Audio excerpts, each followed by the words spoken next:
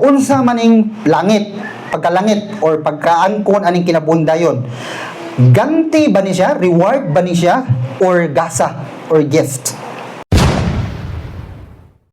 So, unsa ning gasa o ganti? Importante kay ni nga masabtan nato ni. Unsay kalainan? Kanus-a man matawag nato ang usa ka butang kani siya kay gasa.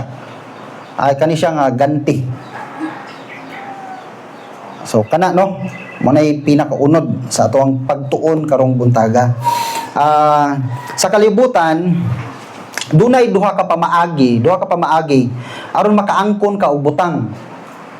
Pananglitan TV, no, television.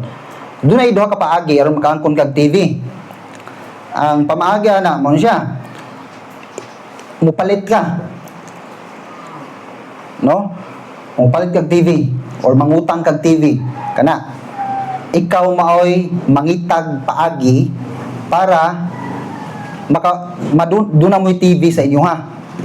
Ang ikaduha kanang naay muhatag nimo. Tagaan kag TV. Ano say kalainan sa duha? Ang kalainan mao ni ang usa, ikaw nga gusto maka-TV, makabaton og TV, ikaw mo'y naning kamot. Ikay naghago. Pero ang katong usa, wala ra kay gihimo. Naay naghago, nangitag TV, kay ihatag sa imuha. Nasabtan ang kalainan? Okay. Maupod na ang gasa o kaning ganti. Gift o reward. Ngayon ka ganti, reward, ang kanang ganti, kung gusto kang maimuha ang ganti, ang reward, ikaw mo'y maghago. Nasabtan? Pananglitan sa eskwelahan, mga estudyante man kasagaran diri, or niaging pagka-estudyante. Diba sa eskwelahan, dunay mga contest, usahay labi nagbuwan ng wika magpa-contest ang eskwelahan o balak tula or sa bayang pagbigkas or mga nga contest or katutubong sayaw dayon duna nay premyo di ba sa ubang eskwelahan certificate or trophy or medal uban kwarta. Now ikaw panitan nagpa-contest ang first prize kay kanang kuan siya tula. Ang first prize kay makadawat og 500 pesos. Second prize 200, third prize 100. Now karon Chris-an gusto ka Chris-an, dapat makuha ko ng 500. Ako'y maka first prize. Unsay imong buhaton? Nakay buhaton wala? Una nimong buhaton mag-compose kag tula. Maghago ka kay gamitan nag-utok. Doon ka pwede pataka or barog na ganito. Okay, ang aking tula. Maraming salamat po. Hindi na pwede. Imo ng tunan, haguan, gamitan mo utok, kuha kag libro or kan high-tech cellphone naman ron, no? Mag-arrange ka diya, no? Ikaw ray bugtong itik nga bikapakapa sa lapukon kong pagbati. Ano? So, imo nang human nimog sulat, pag-arrange mo imo girime-rime maayo. Kung man mo hagog sulat ana, imo na pud nang memorization. Kadi mga pwede dito apil kag contest, gaana kag kopya. Makita na sa judge ana tagak ni. Dili prepared, dili andam. So masteron pa na nimo. Ini ka master na nimo, na memorize na nimo. Memorize ni gud sigun sa balik-balik. Di na jud ka masipiat. Imo na sa nang buhatag action. Di mo ka pwede dito magtula dito. Kanang all things bright and beautiful, all creature great and small, all creature, all things wise and wonderful. Hindi magana ra ka dito. Imo na po ng aksyon, pinasigisigan po gumuta. All things great and wonderful. Magana pa ka dito. Maglakaw-lakaw na po ka dito. Imo na po ng ikoryo. So ikaw ang maghago og taman para ang imong presentation nindot para ikaw makakuha sa first prize. Okay? Nasabtan? So katong 500 pesos, mao to siya reward, ganti. Pero ikaw nga gusto kang maimuha to, ikaw mo'y maningkamot. Ikaw mo'y maghago. Nasabtan ang reward. Mao na siya reward or premyo. Maangko nimo kung imo siyang haguan. Now, unsa ning gift or gasa? Ikaw maghago? Dili. Ang gasa, ang maghago ana, ang katong muhatag. Panalitan birthday nimo Chris Ann. Birthday nimo unya. Ang imuhang kuan, ang imuhang best friend ang gisgutan. Ang imuhang best friend kay best friend good mo god. So gawna siya birthday ra ba ni Chris Ann? Ikaw sa imong birthday Chris Ann? 31 December. December 31, the birthday ra man ni Chris Ann, December 31. Karon lang November pa lang daan. Maghago na siya Chris Ann. Kay importante man kanya kay best friend god. So this November pa lang maghago na siya. Unsa ka kong i-gift no? Siya may guna. Dayon magkaroon siya, kanya akong i-gift niya, kay ganahan ba siya ani? Siya na po dayon magdiskarte nga mangita og kwarta. Manarbaho ko, ako ni tiguman. Kay para ni sa ako ang best friend kay birthday. So dito mga kwarta na siya. Siya na po'y maghago, mangita sa gift kay paliton. Inigpalit, siya po'y muhagog putos. Inig na maputos na, inig December 31, siya na si muhago, muadto sa inyo ha. Dili ikaw dito, birthday nako, anak ko diha. Dili. Ang imuhang best friend may maghagog adto pangita nimo. Ito ras Chris Ann. Dayon, iyan ang itunol. Happy birthday Chris Ann. Unsay na imong buhaton? Igo ra ka mo? Dawat. Wala ay hago. Igo ra ka ni tuo nga kani para ako ni hinatag ni Chris Ann. Hinatag ni best friend. Oh. Igo ra ka mo dawat para ako jud ni. Sure paganan mo. Hala ako jud ngalan. Ako jud ni. Di ka mo ingon nga kinitunol ana nga. Ay. Unsa ni? Birthday gift ni mo na ako ni. Kuha na isang bita ka. Tila man eh. Akong bayaran. Mubayad ba ta? Kung na mo gift? Dili na bayaran. Or mana ka nga. Sige, para makakuha ning gift. Kanang, unsa may akong buhaton. Kinahanglan kong manglabada sa inyo ha. Maghago ko dito. Manglagbas dito. Unsa man? Wala kay himuon. Correct. Ang imuha na lang, salamat kaayo. Ana ra gyud, nituo ra ka nga para imuha. Imo rang gidawat. Mao na siya gift, gasa. Nasabtan? Ang kalainan sa gift o sa reward. Reward, haguan. Gift, di nimo haguan para maangkon nimo. Imuha ra mo tuo ka nga para imuha, then dawaton nimo pinaging pagtuo. Now, arita sa kaluwasan.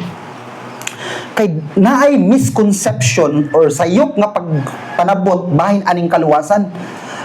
Ako sa akong bahin, nagdako ko nga nagdahom ko sa una nga ang kanideng pag-adtog langit ganti ni siya, reward ni ipremyo ni sa Ginoo sa mga tao nga naningkamot o binuutan. Mao ba sa inyong pagdahom sa una? Mauna sa una. Muna akong pagdahom sa una. Nga para malangit data, kinahanglan maningkamot tataman sa ginawa, maghago ta, nga mamaster gid nato, nga mabuutan ta. Nga di ta masipyat sa pagtuman sa mga sugo sa Ginoo. Kay ang atong pagdahom sa una, nga ang kaluwasan o pag-adtog langit, premyo ni sa Ginoo para sa mga tao nga buutan. O sige sa to, wala si Alvin, no? Duol to sa Alvin ako gahapon. O kani sila. Nangihi. O kani silang grupo ha. O kani duol lang ko gahapon kay magpabaptize. Natong gi pangutana. Si Alex ni.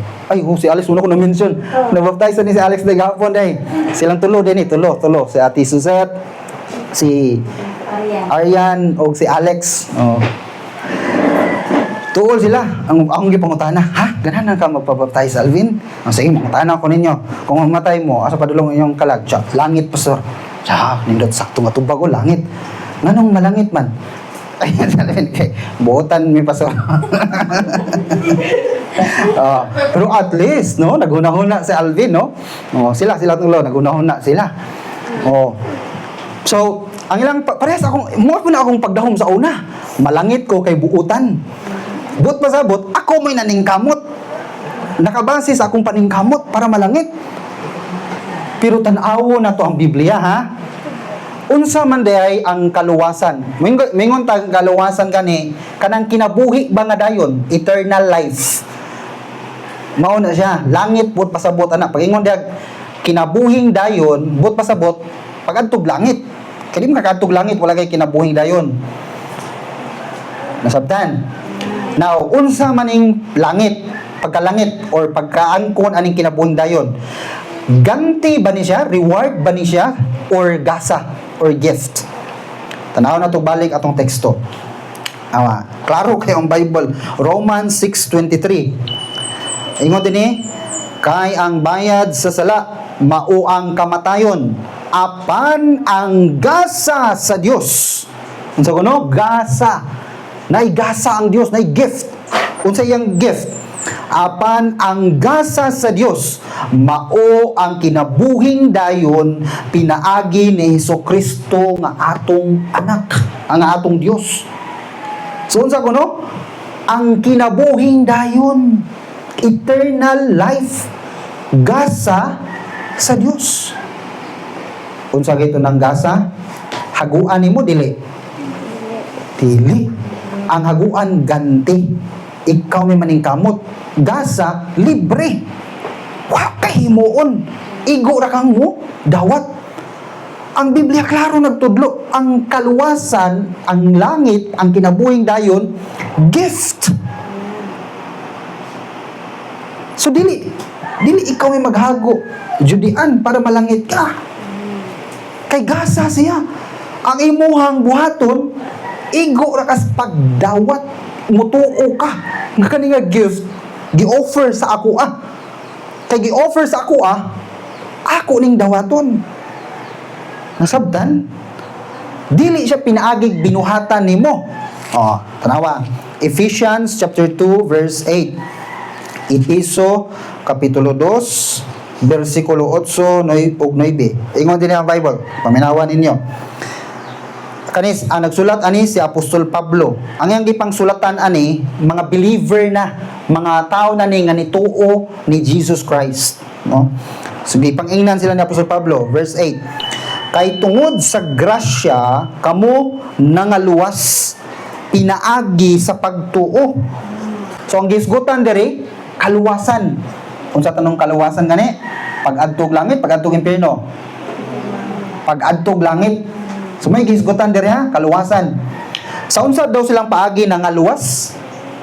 Tungod sa grasya pinaagi sa pagtuo. Dayon tungod naangkon ba ni nila? Nangaluwas ba sila? Kay mga buutan sila, maislag binuhatan, sumpay. Akong balikon. Kay tungod sa grasya kamo nangaluwas pinaagi sa pagtuo. Ug kana dili sa inyong kaugalingon, kini ang gasa sa Dios.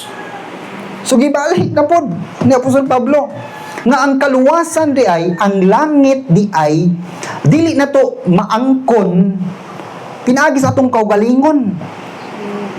Dili ikaw may maghago para malangit ka.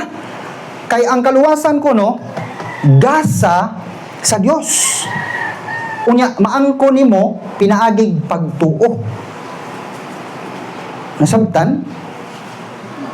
Ingon sila, apil siguro ang binuhatan, dili lang mutuo. Naguroy buhat, naghimuon siguro para malangit. Gisumpayan na sa verse 9, tanaw ang verse 9. Ingon diri, dili sa mga buhat, basin adunay tao nga magpasigarbo. So ingon ang Biblia, ang kaluwasan, ang pagkalangit, dili pinaagi sa atong binuhatan. Kay kung pinaagi ko ng binuhatan, agoy, manghambog man ta. Di ba? Makapanghambog man ta na. Nganong nalangit man ka? Nagbinuutan ko. Na ito, no? Buutan ni Pastor. Di ba? Makapanghambog ta. Kung nakabase sa atong binuhatan, katong impierno, ayaw mo, badlungon man to, mga impierno. Ikaw nga langit man ka, ay buutan mga kapasor. So, giklaro na sa Bible mga igsoon, dili dahi siya pinaagi sa atuang binuhatan, kundili gasa ni gift. Kay gift, igo na lang tang mudawat.